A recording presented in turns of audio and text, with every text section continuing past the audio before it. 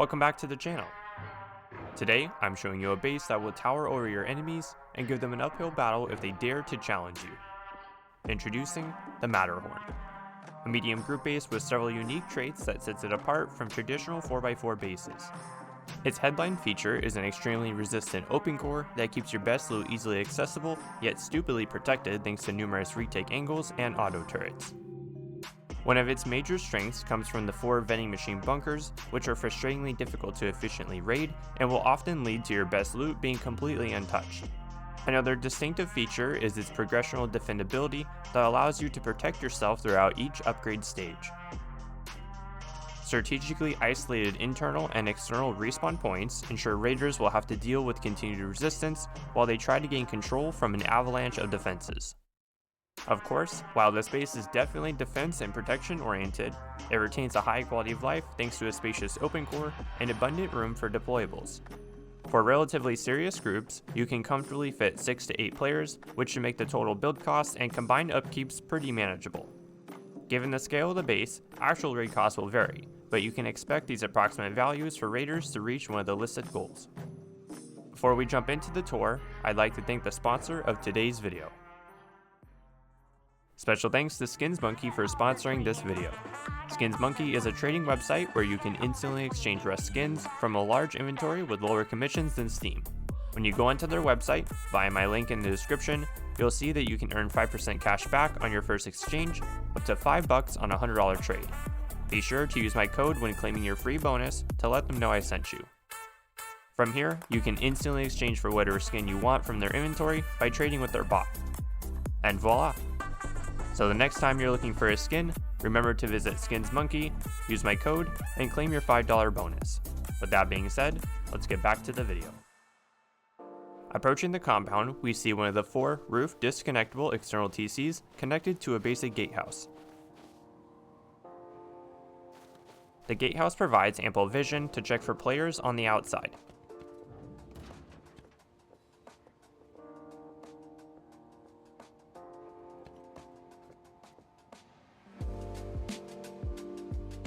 On the compound facing side is a low wall, which gives you some angles to repel raiders. When both doors are open, it blocks people from entering your compound and gives you some angles to fight players outside of it.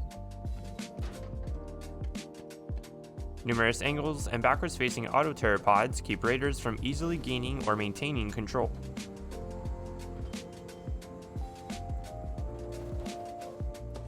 Through one of the 4 entrances, we enter the first floor corridor, which has plenty of room for drop boxes or utility items. Each side has an auto turret and a breach peak battlement.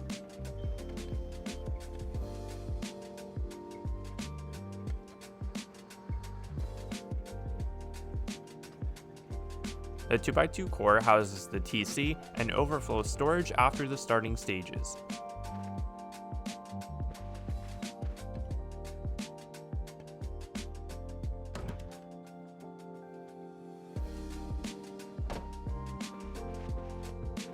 The second floor has more utility deployables and storage.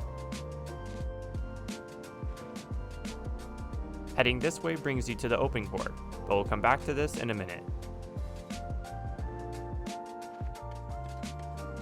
On the second floor corridor, you'll find bed respawn points and our corner open core peaks.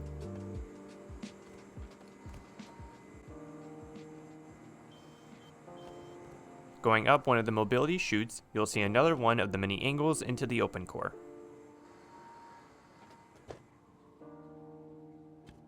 As you can see, the open core provides a high quality of life and is extremely well protected. 4 vending machine roof bunkers keep your best loot safe, yet easily accessible. Opening the vending machine bunkers is as easy as placing a twig roof.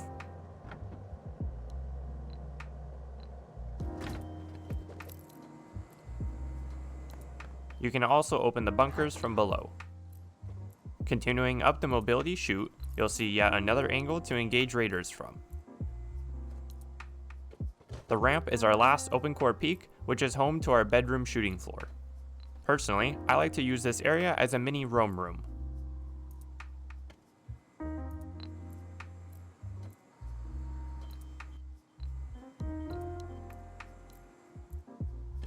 Heading out this door brings us to the wide gap shooting floor.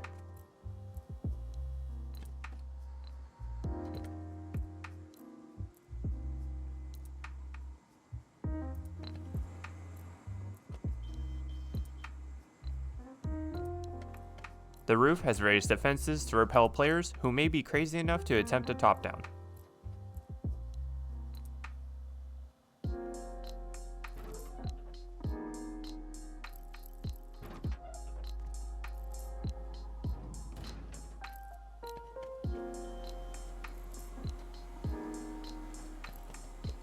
Standard roofs give additional angles over the surrounding terrain.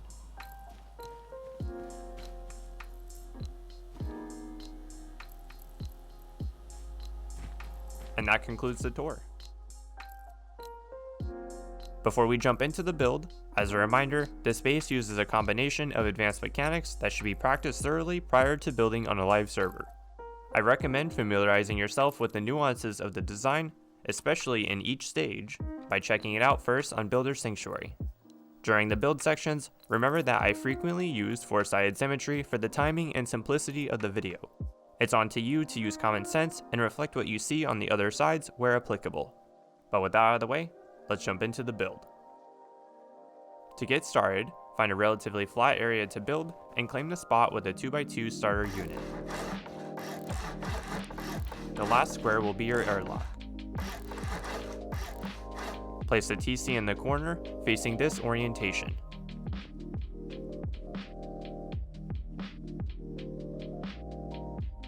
Before you get a bunch of deployables in the way, now would be an ideal time to build a half-height shelf into the TC square.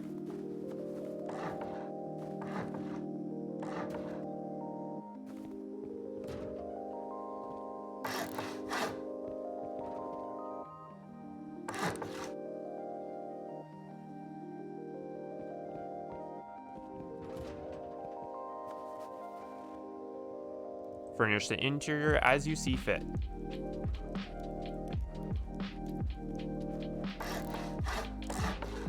Leave the square ceiling above the airlock wood. For this next stage, we'll expand into a 4x4 footprint and establish some early game defenses. Place a raised triangle foundation in the middle with roofs on either side of it like shown. Follow this build order to make the breach peak defenses.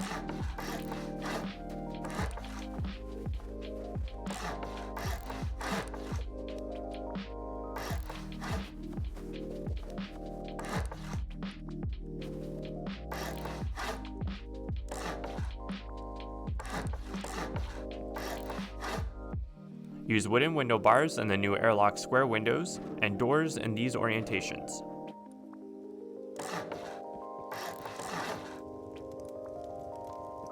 Use a low wall to establish peaks onto the roof of the starter.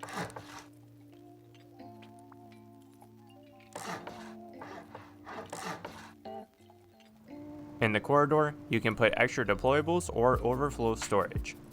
This area isn't super secure, so try not to leave high-value items lying around here. When you need more space, soft side the wooden ceiling square from the 2x2 starter and expand to the second floor.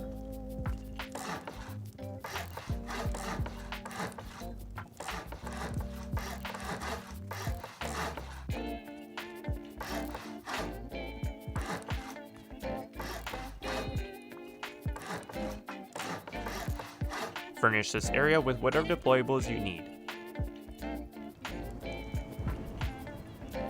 Next, enclose the second floor corridor. Put L-shaped stairs in the corners. For now, these will become our new highest roof peak.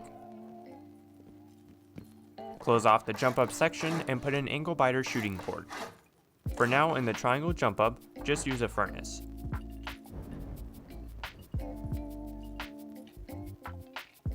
Then, close the top section off.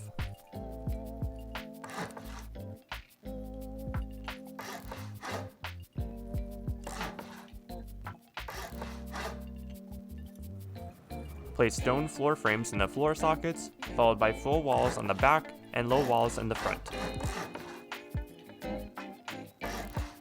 Then, put a half-height floor in the corner.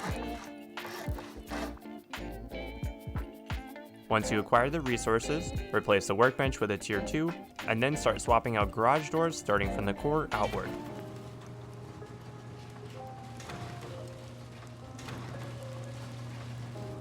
Use a research bench as a jump up to the second floor.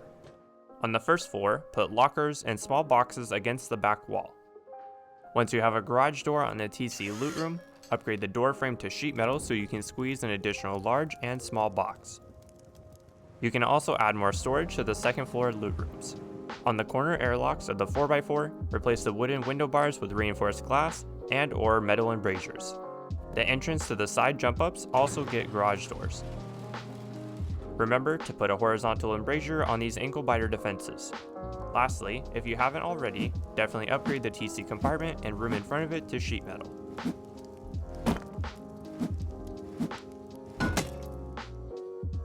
Follow these build steps to start establishing the open core.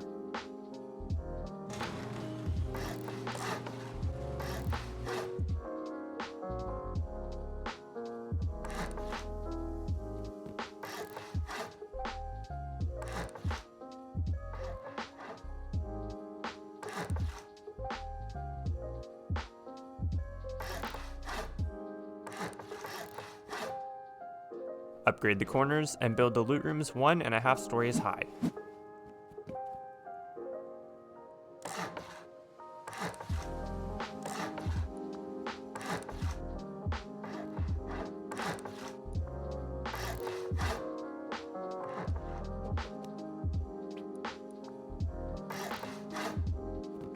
Use ramps on the shelves to improve accessibility. Next, close the ceiling off. Keep the second half wall wood. I explain the reasoning why in a minute. For now, place 2 boxes on the top triangle shelves in the corner loot rooms and seal the roof.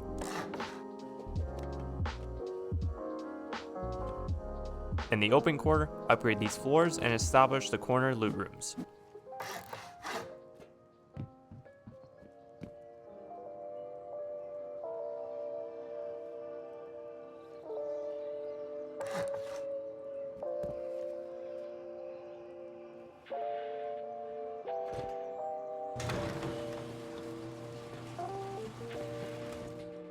To establish the vending machine bunkers, build a high quality metal wall in the middle of these 2 sheet metal floors, then get on top of it.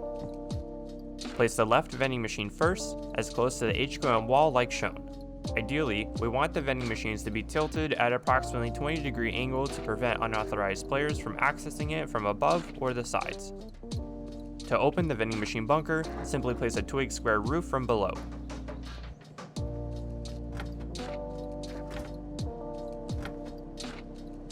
Establish the open core with boxes, beds, and other deployables. For the center utilities, start by upgrading the floor to sheet metal. Then, place a fridge on the floor frame side.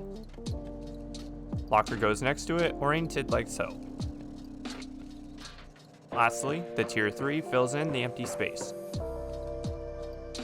In the side jump ups, replace the double door frame with the garage door, and then put a sheet metal floor frame at full height in the chute.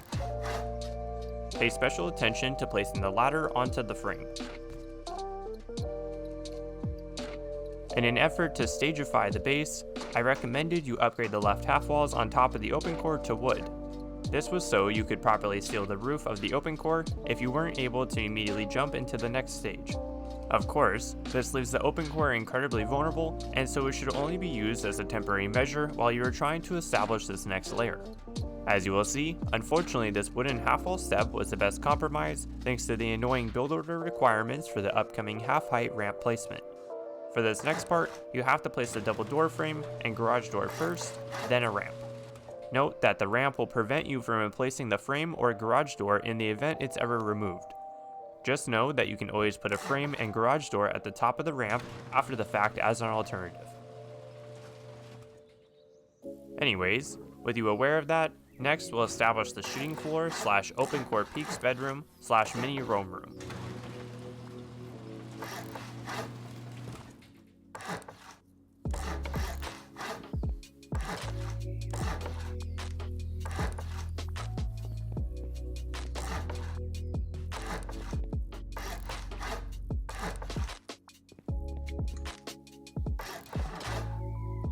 Once you have the ramps in place, soft side the wooden walls to engage the open core ramp peaks. To improve the visibility of the ramp, upgrade it to sheet metal.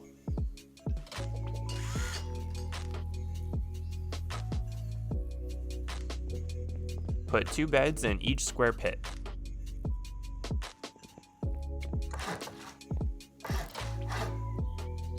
Build a half-height triangle shelf and put 2 large boxes on it. Close the bedroom off with a double door.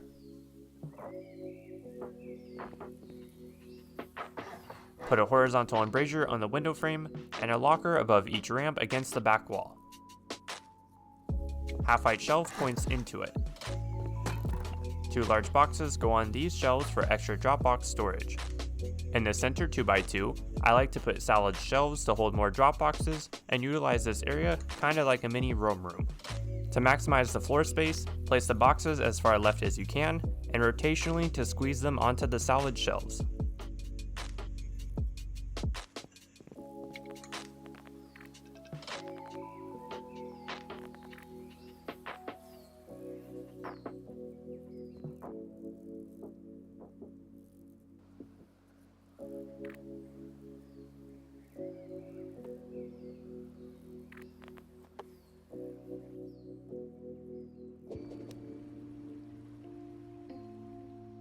Before we build the final defenses, we'll make the jump up accesses to the roof and upcoming shooting floor.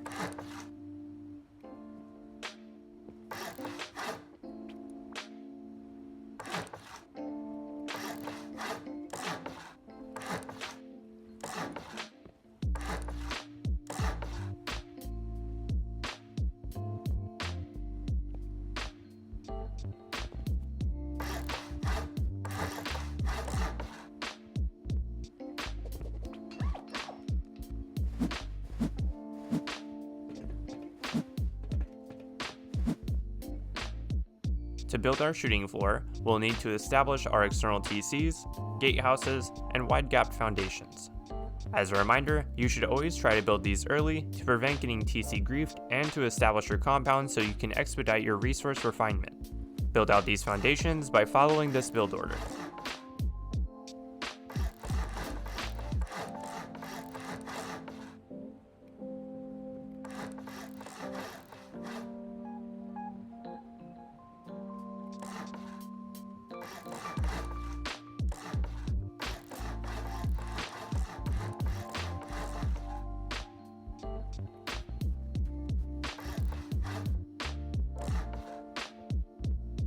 This will be their final build grade if you choose to use my gatehouse and external TC design. Speaking of which, today I'll be using my 2.0 version of the Hexapod I recently made a build video on. Of course, if you don't like my choices, you can always hot swap whatever design you prefer. Anyways, at the connection point, establish the gatehouse.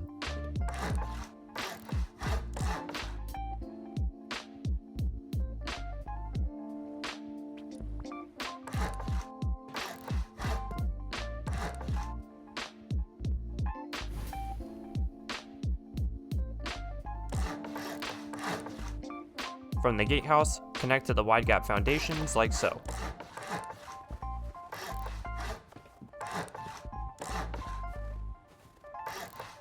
Once connected, you can safely remove the twig. Once the external TCs and custom gatehouses are established, enclose the compound with high wood walls. Start on one of the corners of a gatehouse and place a high wall at the tip of the triangle. Try to keep the high wall straight and in line with the edge of the gatehouse. For the gatehouse next to it, repeat the same process.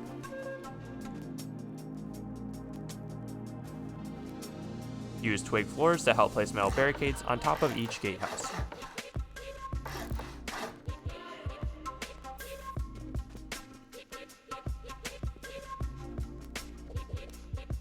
Last, place your large furnaces.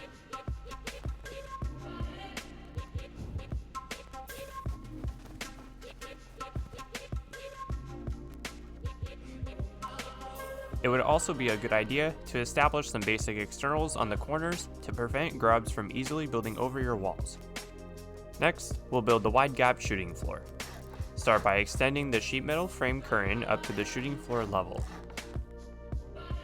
Then, establish the shooting floor defenses.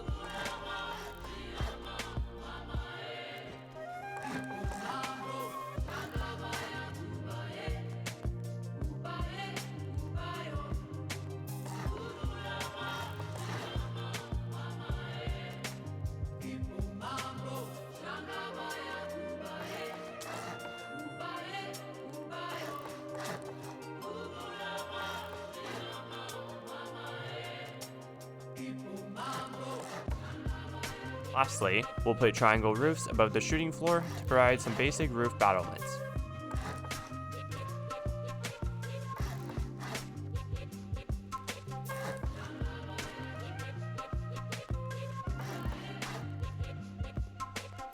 Throughout the wipe, upgrade these building blocks to their final build grades as you acquire the resources for it. As always, start with the core and work your way outward. Replace any double sheet metal doors with garage doors where you see fit. Just remember that you don't necessarily have to replace every door or spam them everywhere.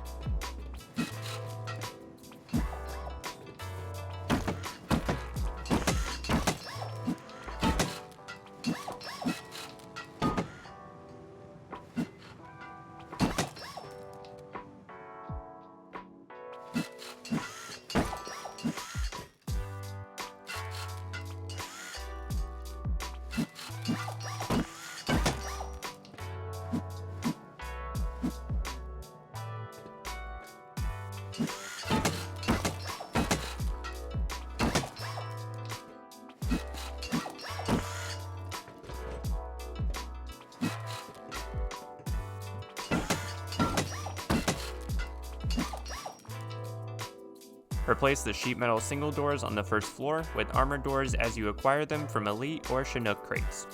Customize the second floor living space and corridors with utility deployables, drop boxes, beds, and or lockers. To finish up, build 4 windmill towers on top of the base. The main base doesn't have a lot of great places to hide large batteries for auto turret circuitry, so I would recommend storing it externally like in one of the outside TCs. You can easily put a large battery into each hexapod or into the basic external TCs to further isolate them. To get the power to it from the windmill, you'll have to use some kind of electrical component to extend the wire range. I recommend using a memory cell input and output since it doesn't consume any power. Try to hide the component on the inside of a double door frame to lower the chance it gets noticed or accidentally destroyed. When routing your wires to an external battery, do your best to keep their presence discreet. Auto turret wise, 4 go in the compound, 4 in the breach peaks, 4 on the L-shaped stairs, 8 in the open core, 2 in the open core peaks, 4 in the shooting floor, and 4 in the roof pods above the ankle biter peaks. In the description, there's a blueprint that shows how to wire a basic 9 turret electrical system. But with that, the base is complete. While it's certainly not the cheapest, when compared to most 4x4 designs out there, this behemoth has lots of unique features that sets it apart from the competition. To me, this base is ideal for relatively serious groups who want a defendable base no matter what stage it's in, incredible protection whether you're online or offline, and peak quality of life. Whether you use it as a snowball base or the boulder for your wipe, I'm confident it will take your group to the summit. With that being said, I hope you enjoyed the video. Consider subscribing for future content, and I'll see you guys next time. Thanks for watching.